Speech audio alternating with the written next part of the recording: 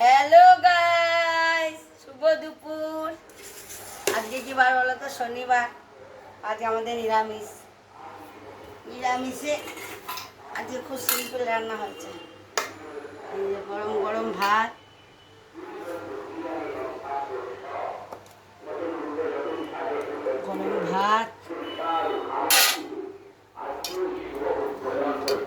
আর এটা কি বলতো, এটা হচ্ছে কাঁচকলার চপ আর কাগজি লেবু। এরপরে হচ্ছে তোমার ডাল, মুগের ডাল,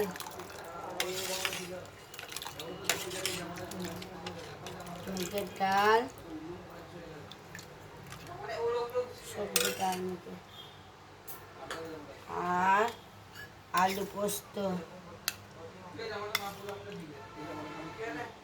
হয়ে গেল। এরপরে হয়ে গেল তোমার ভেন্ডি ভাজা।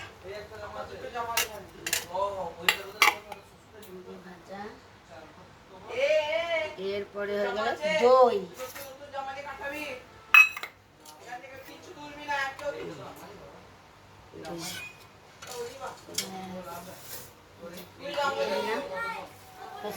খেতে দিই, সবারই বাড়ি খেতে দিই।